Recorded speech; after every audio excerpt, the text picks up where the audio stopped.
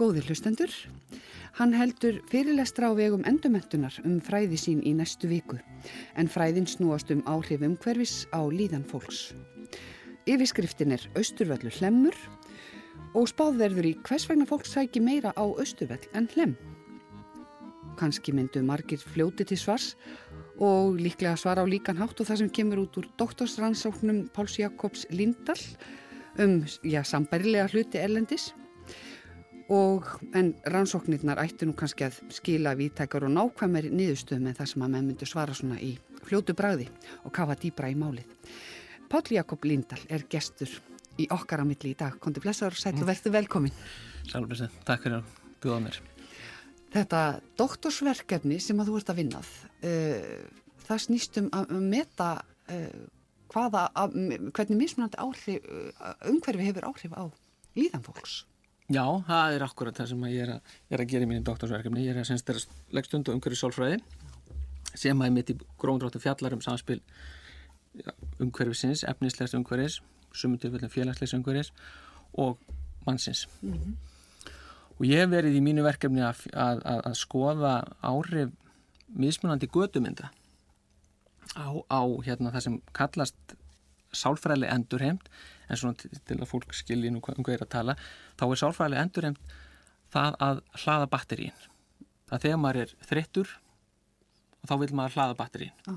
Og ég að skoða það hvers konar umhverfi, hvers konar götumyndir henta best til þess að hjálpa fólki og ýta undir það að þessi hleðsla á batteríunum eigi sér stað með sem skjótustum og virkustum hætti. Sem sagt ef ég kem þreytt og mætt eftir erfiðan dag og langar til að fara eitthvað niður í bæ, hvert myndi ég þá leita? Er það svona pælingin?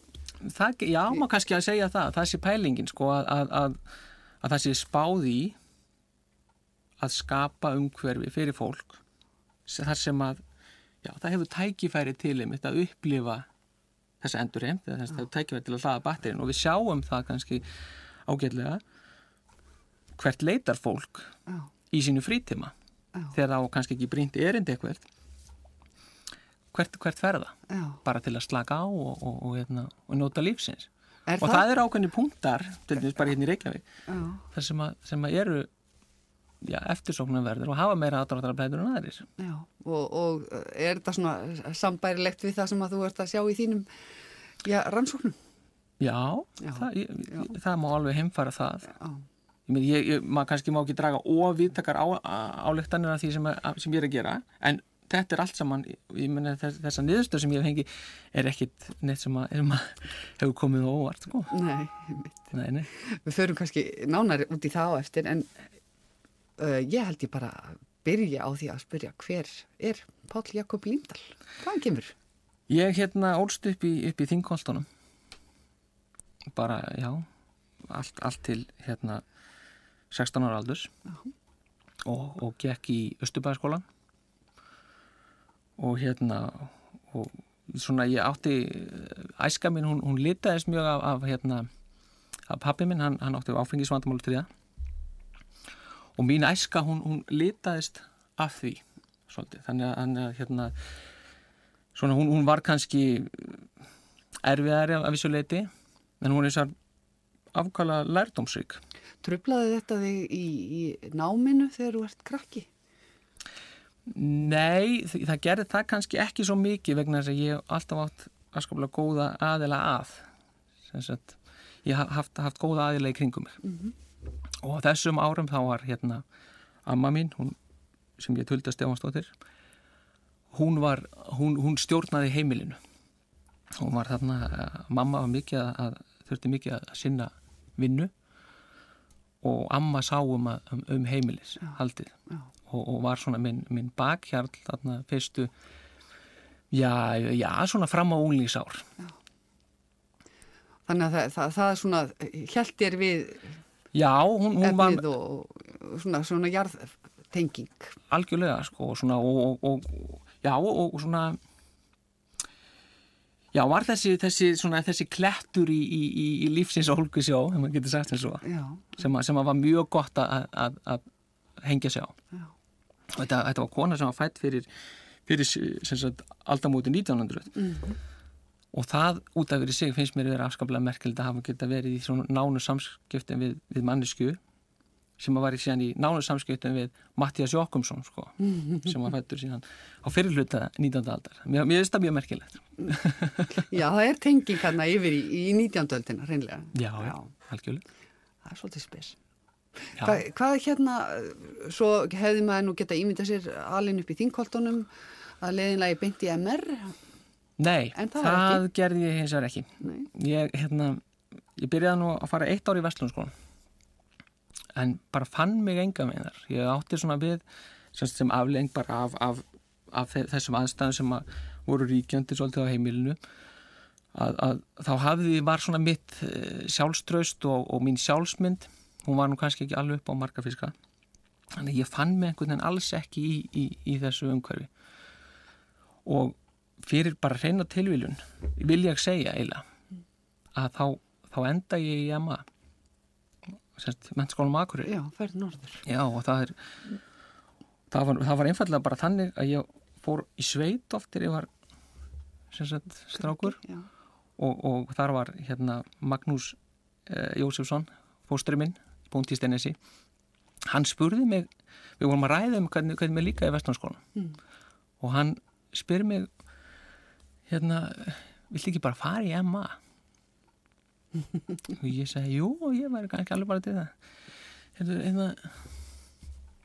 Leið mér að hugsa þetta.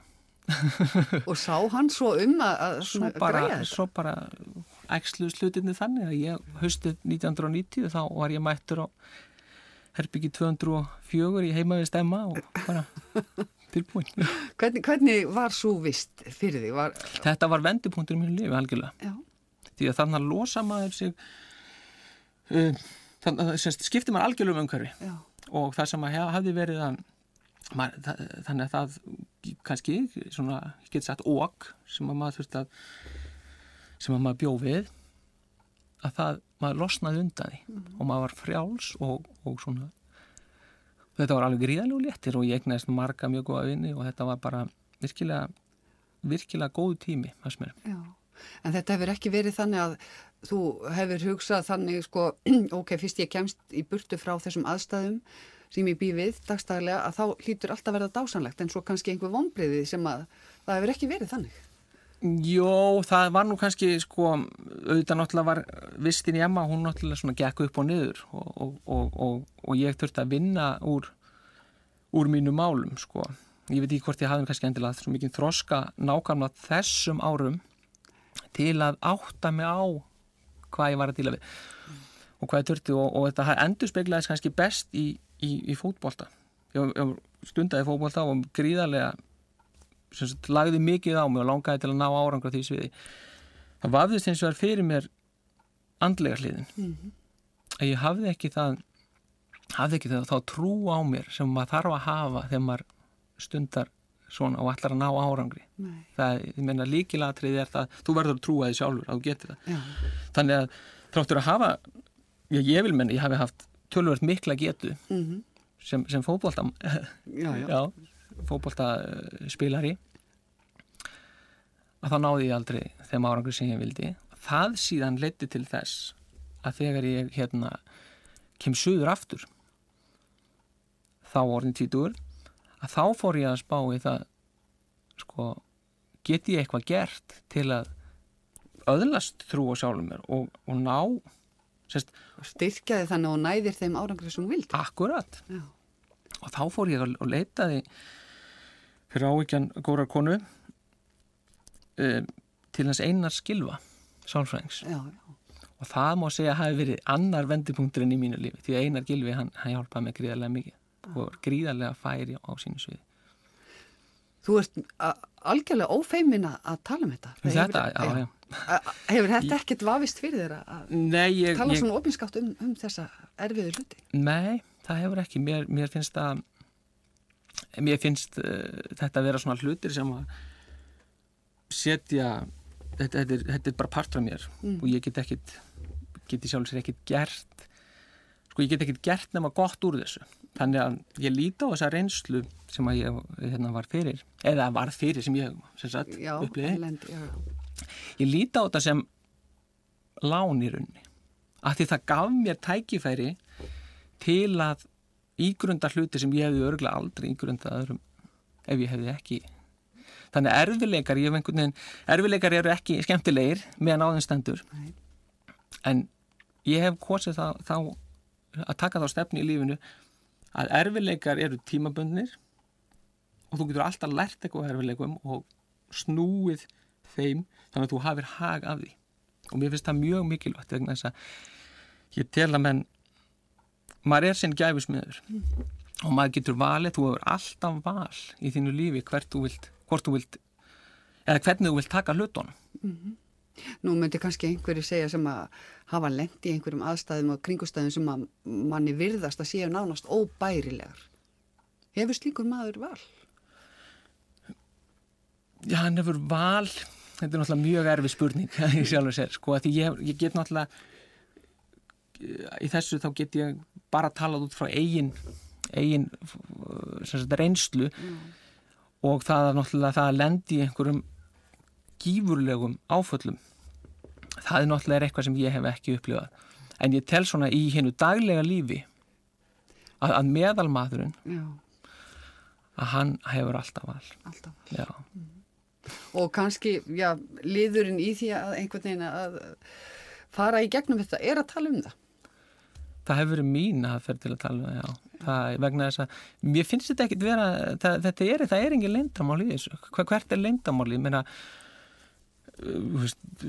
faðir minn glímir við áfengisvandamál. Ég meina, fólk glímir við alls konar vandamál. Ég meina, ég skammast mér ekkit fyrir það og hann, og ég meina, mér finnst ekkit að það þurfi neitt að skamma sín fyrir það. Ég meina, þetta var hans leið til að taka á sínum hlutum. Sko, þetta er bara... Já, þetta er bara staðreind. Þetta er bara staðreind, það er bara þannig. Og mér finnst bara, og maður gerir ekkert með því að vera eitthvað að leyna því eða... Nei, þetta er einhvern veginn. Dálítið jákvætt og gott huga, finnst mér, upplega þannig. En sko, áður en við förum út í það, hvernig þú fórst yfir í sálfræðina og umhverfissálfræðina, eða ekki að hlusta á fyrra lagið sem þú komst með? Já, það er þannig að ég hef verið Kiss-aðdáandi í 30 ár. Hljómsveitin Kiss. Hljómsveitin Kiss. Hvernig hljómsveit er það? Hljómsveitin Kiss er sérstök hljómsveit. Þetta er hljómsveit sem var stofnuð árið 1972 og snemma á sínum það var tekin ákvörðun hjá þeim að þeir ætluðu að færa tónleika og tónleika upplifun upp á annað stig. Þeir ætla að bjóða fólki upp á sýningu. Já, það sem er kallað sjó bara. Sjó, já, þetta er bara virkilegt sjó. Og þeir tóku þá ákvörðunum að mála sig í framann, klæða sig í búninga, lengi vel í fyrstu 10 ár hljómsveitarinnar, þá vissi enginn hvernig þeir lit út í raun og veru. Þeir fengi á sig svona ofurhetju stimpil eins og Superman og slíkt. Og það voru mjög deildar meiningar um Kiss og það hafðu allir skoðun og það hafa einhvern veginn finnst mér allir skoðun þegar ég séist að Kiss það hafa allir skoðun á því en það sem mér finnst mikilvægt með Kiss er það að þeir gerðu það sem þeir vildu þeir fylgdu sínum hugsjónum og því sem þeir vildu gera óháð því hvað aðrir voru að segja og það er mikilvægt í lífuna að finnst mér að gera það. Við skulum hlusta á Kiss.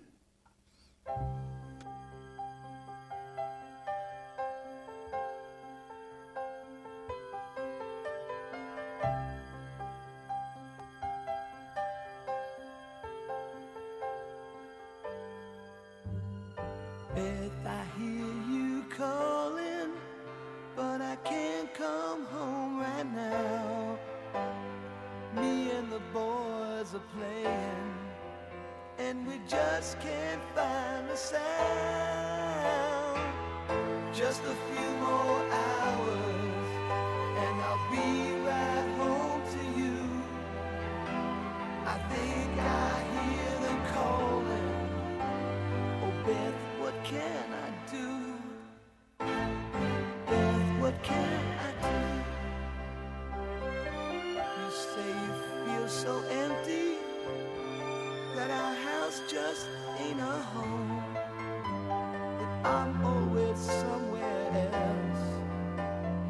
you're always there alone.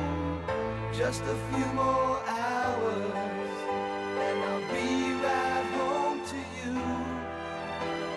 I think I hear them calling. Oh Beth, what can I do? Beth, what can I do?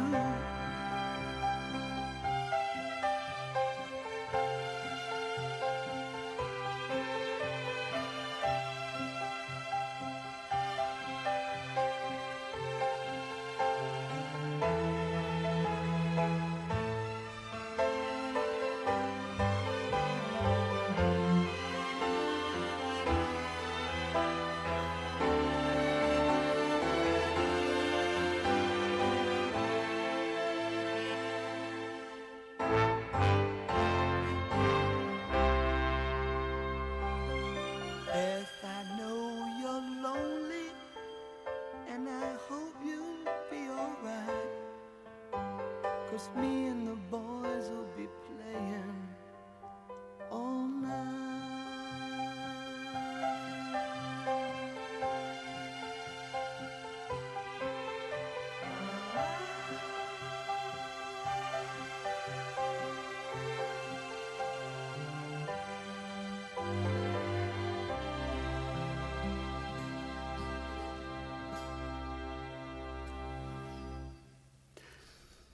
Þetta var hljómsveitin Kiss að syngja Beth, syngja og spila og þetta er fyrra óskalag viðmælandans í okkar á milli í dag.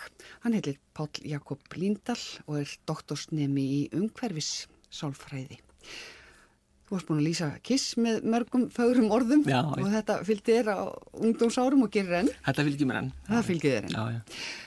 Við vorum komið þar í þinni sögu að þú varst búin með menntaskólan á Akureyri og búin að lýsa, ýmissi glímu í þinni barnæsku. Já. Vegna áfengisvanda, föðins, en síðan heldur áfram og fer í háskóla hérna. Já, og svo kem ég suður og ég var, á þeim tíðanbúndi þá var ég, þá var svona áhuginn minn á sálfræði pínulítið að vakna eftir að hafa verið í þessum tímum hjá Einar Gylfa og svona verið að reyna að átta mig á mínu styrkleikum og veikleikum. En samt var ég alltaf einhvern veginn uppfullur af þeim hugmyndum að ég væri svona meira raunvísinda maður. Varst í náttúrufræðideild? Já, ég var í náttúrufræðideild og hafði svona, hafði sótt námskeið í sálfræði. Og eftir það námskeið þá lýsti ég nú yfir að annaðins bull hefði nú bara aldrei nokkuð tíma hlustað á og ætlaði aldrei að læra aftur sálfræði. en þannig að ég fór í líffræði og ætlaði að verða David Attenborough númer 2. Já. Eitthvað svona, það var einhverja svoleiðis pælingar. Gott að stefna því. Já, gott að stefna því. Og Jarsveit var þar í 3 ár og kláraði BS-próf og eignaðist frábæra vini og þetta var mjög skemmtilegt að vera þarna. Það hins vegar fór heldur að draga úr skemmtileg hittunum þegar að náminu lauk. Því að þá fann ég að ég hafði í rauninni bara afskaplega takmarkaðan áhuga á viðfangsefnunum. Mér bara fannst þetta námið var skemmtilegt, þetta var fræðandi nám og alltaf, en einhvern veginn þá bara hengdi ég ekki. Það var ekki fyrir þig til að vinna við? Nei, það bara var ekki þannig. Vannstu þá eitthvað eftir að þessu BS-námi lauk? Já, ég var upp á Keldum í 1 ár og það var fín reynsla, en ég tengdi aldrei, mér fannst þetta bara, þetta var bara eitthvað sem ég náði ekki tengingu við. Nei. Og ferðu þá bara fljótlega yfir í sálfræðinu? Já, þá skapast svona þetta, hvert er ég eiginlega, hvað er ég að gera, og þá fer maður aftur að leita í sálfræði og svona, og á þessum tíma var ég líka byrjað að syngja, læra að syngja. Þá var ég hættur að spila fótbolta og söngurinn tók við sem svona til að fylla upp í tíman til að byrja með. Hafðirðu lært sem krakki eitthvað í tónlist? Ekki ekki eina nótu sko. Ekki eina nótu? Nei. En hvernig datti þetta þá?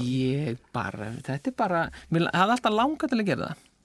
Já. Mér hafði alltaf langað, ég hafði gaman að syngja og eins og mamma orðaði alltaf, við mig og sagði sko að það væri mikil hljóð. En það væri nú sko gaman ef við gætum kannski aðeins reynt svona að temja þetta? Já, eða vinna með það. Já. Og og mér fannst það svona ágætis veganist að ég skildi bara prófa þetta og ég meina liður í því að vera lifandi og það er að prófa það sem mann langar til að gera. Þannig ég dendi mér í þetta, byrjaði mjög varfærdslega sem áhuga maður bara til að sjá hvernig myndi svona, en þetta var til þess að ég var algjörlega sko, eins og maður segir að slæmri íslensku, ég var húgt.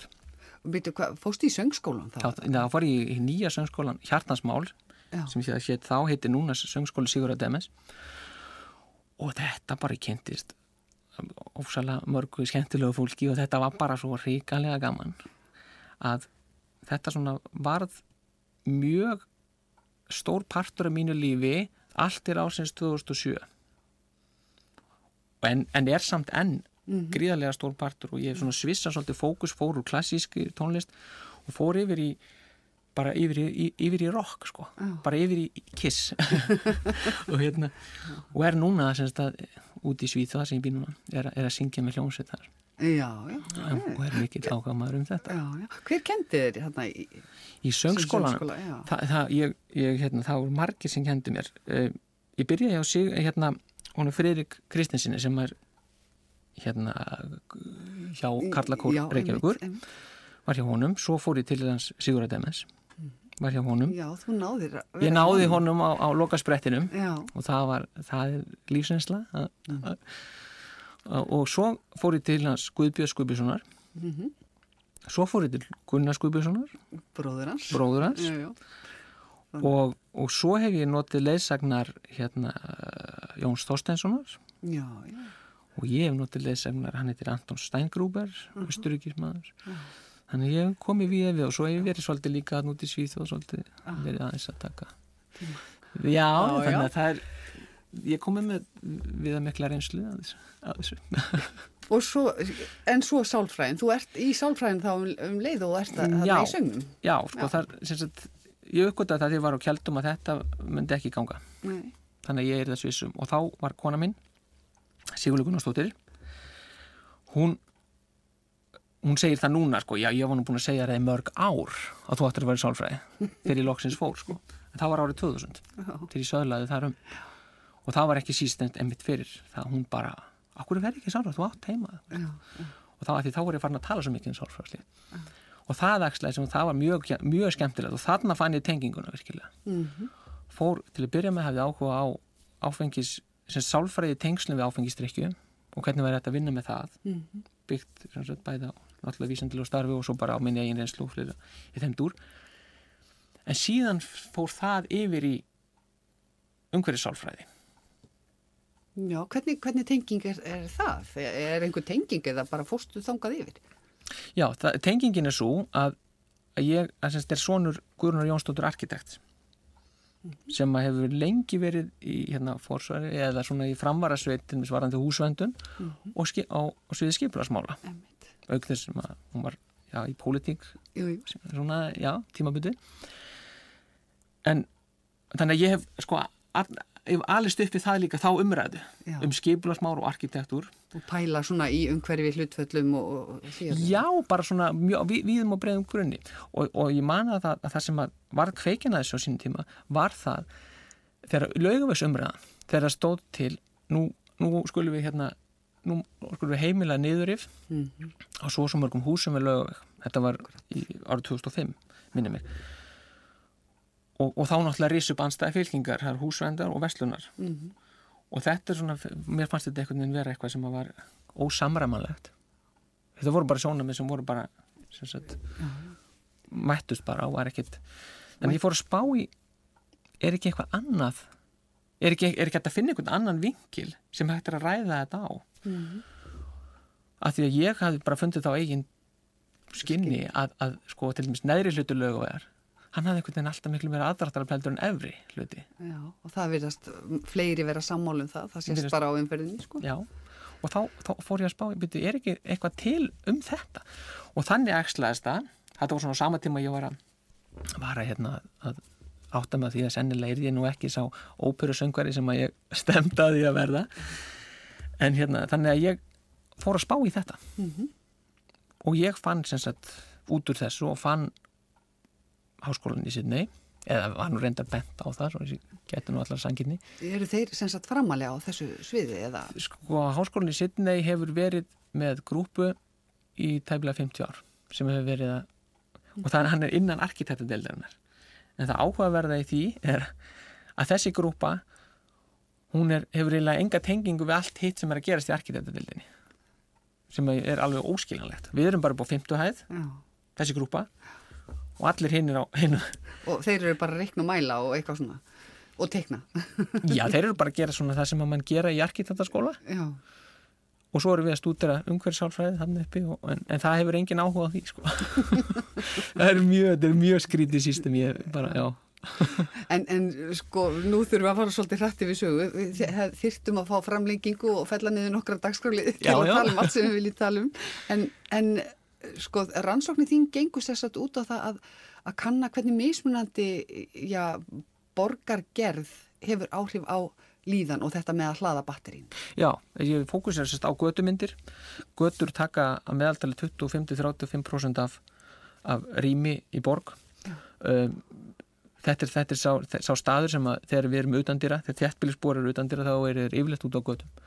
Og það hefur lítið verið stúdera hvernig þessir götur geta hjálpað okkur til að hlaða batterín. Það hefur ekki verið mikið fókusera á það.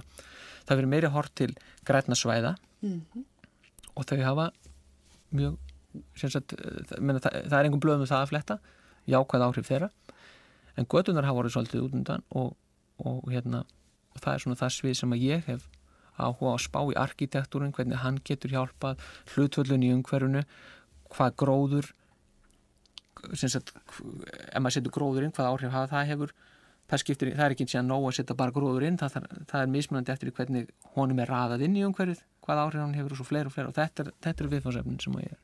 Og hvar og hvernig gerur þetta? Hvernig rannsakar þetta? Ég hef nýtt mér þessa mögnuðu tölvutækni og ég hef búið til módel, tölvumódel og það hefur þá kosti í sér að ég get þá bara búið til það sem er dettur í hug í sjálfu sér.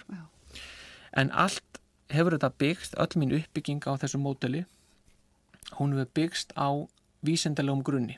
Þannig ég ger ekki bara það sem er dettur í hug, heldur ég geri það sem að aðra rannsóknir hafa sýnt að er að virka og er ekki að virka. Og það er mikilvægt og það er svo stefna sem mér finnst mikilvægt að það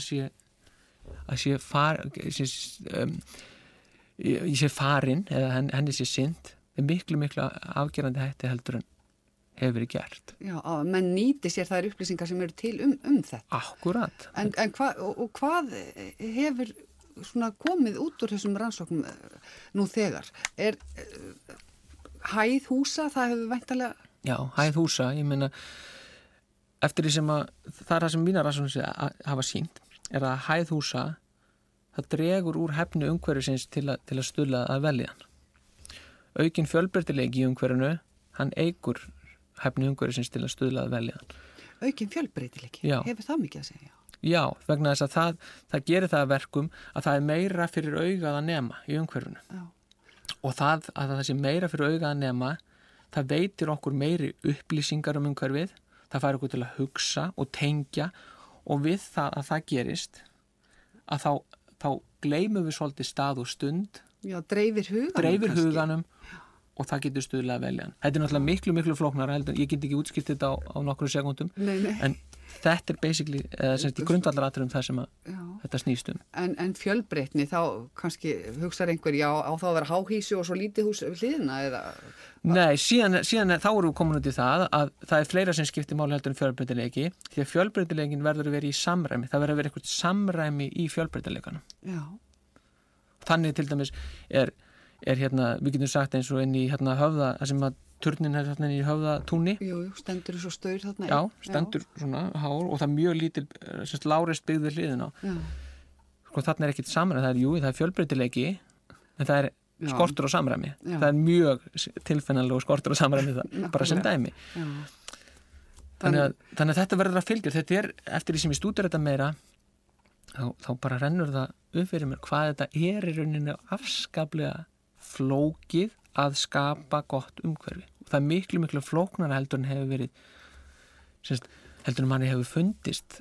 Já, sko, nú hafa góðir arkitektar, sko, kannski að gera þetta meira á tilfinningunni, en þú ert að svona renna, vísindalegum stóðum undir eitthvað sem að fólk hefur kannski haft á tilfinningunni. Já, það er það. Það er það sem við verðum að gera, að það sé eitthvað til að byggja á vegna þess að smekkur manna. Þannig að það sé hægt að vinna markvisst með þetta þá? Já, sko smekkur manna, menn segja alltaf, já, það er bara, þetta er mismunandi smekkur. Jú, við skulum ekki gera lítið úr mismunandi smekk, en það er eins og þannig að það eru afskaplega sterkar tilhneigingar hjá okkur líka í ákveðnar áttir. Já. Og það er það sem umhverfissálfræðin er að benda á eða veita vitneskju að það eru tilhneigingar og við þurfum að sinna þeim, við þurfum að sinna þörfum og virða, annars virkar ekki umhverfi og við höfum fjölmörg dæmi það að virkar ekki umhverfi. En þú nefndir græna litin, græn svæði og er það bara alveg óyggjandi?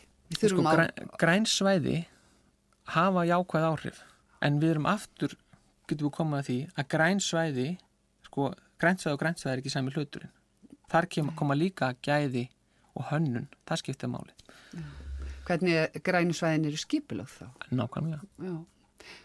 Þú ætlar að pæla í þessu í fyrirlestrunum í endurmenntun? Já, ég ætla að fara í þessi atriði, í meiri smáatriðum og útskýra svolítið meira hugmyndafræðin á bakvið þetta og hvaða atriði skipta máli. Akkur sækir fólk meira á Austurvöllin á Hlemm? Til dæmis. Já, það er ástæði fyrir því. Já, en einhvern veginn, sko, þegar maður á að fara að útskýra þá, það er græna svæðinir á Austurvelli og svona gráa þarna upp á Hlemmi. Já. En það er kannski eitthvað meira líka. Já, það er meira og það er, sko, af hverju virkar græna fyrir betra heldur en gráa. Já. Það er líka mikilvægt að vita það. Já. Þannig að þetta er svona... Já, er það að því að við erum bara... tengt náttúrun. Það er partur af því, já. Við erum dýr. Það er partur af því. Maðurinn ólst upp í náttúrun í 2 milljónir, ekki hann ólst ekki upp í, hann þróaðist inn í þetta í 2 milljónir ára. Já. Nútíma umhverfi hefur verið líðið við 250 ár, þannig að maður getur séð það. Já. Hvort hendur. Við eigum heim í náttúrun. Það er margir sem segja það, að náttúran er okkar heimili. Það eigum við heima. Við erum forrituð svona svolítið. Já, ég meina okkar skinnfæri, okkar heili og það miðast við náttúru og það tekur bara lengri tíma heldur en 250 ára að breyta þróun sem hefur átt sér stað í 2 milljónir ára eða meira.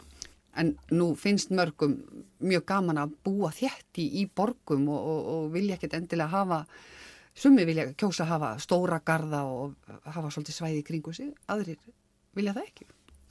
Já, það er náttúrulega svona, eins og ég segi, það er að sjálfsögðu einstaklingsmunur svona, en það breytir í samtíki að það eru sterkar tilhneigingar í ákveðnar áttir. Já. Hvað til dæmis með New York? Ég meina, þegar þú varst að tala um þessi háhýsi og samræmi og grænsvæði og gráma og... Já, sko, ég meina New York, ef maður tekur það sem dæmi, að þá, ég held að ef við hugsaum það í þessu samvík sem ég verið að tala um að hlaða batterín eftir þegar maður er þreyttur og þarf oft hvíld að halda að þá kannski New York ekki kannski beint staðurinn sem maður, eða Manhattan er kannski ekki staðurinn sem maður fer og kemur ábúslega út hvíldur sko það ég held ekki en New York hefur hins vegar bara margt annað að bjóða sko. Ég er bara að tala um það út frá þessum sjónarmiðum. Þessi mannlífsflóra sem er svo gaman að og bara, þessi fjölbreytta mannlífsflóra kannski. Já, það er náttúrulega, við höfum náttúrulega, maðurinn hefur ofskaplega mikla þörf fyrir svona aktiviti sko og vera partur af eitthvað slíkt en ef við hugsaum þetta í því að reyna að skapa svona vellíðan þar sem maður hleður batteríin Hvílist og endurnærist, þá myndi ég frekar mæla til þess að mann færi hver að gerði heldur undir New York. Þetta verður alltaf verið í réttum hlutvöllum eftir hverjum er að sækjast. Nákvæmlega. Við komumst í miður ekki lengra. Páll Jakob Líndal, það er seinna lagi sem hún valdir, það er tengist söngnum þínu. Já. Já, það er hérna, ég valdi Gunnar Guðbjörnsson, minn hérna kennara fyrrum. Já. Og ég valdi Draumalandi vegna þess að það er það lag sem að hérna, ég sjálfur hef sungið hvað oftast opinberlega. Já. En Gunnar gerir, hvað séru? Söngstu svolítið opinberlega? Já, það er svona partur af náminu að maður kemur fram og syngur svona við ýmis tækifæri sem er mjög skemmtilegt og hérna, já, felur í sér ákveðna áskorun. En Gunnar, hann gerir þetta, það er engin betur en Gunnar í að flytja Draumalandi. Ég held ég sé bara sammála því. Draumalandi fallegt lag og Gunnar, dásamlegur söngvari. Páll Jakob Líndal, það hef búið að vera gaman að tala við þig og forvitnileg fræðin þín, umhverfis sálfræðin og þú verður með námskeið í næstu viku hjá Endurmenntun. Jeps. Takk kærlega fyrir komuna í okkar á milli. Takk fyrir að bjóða mér. Kærlega.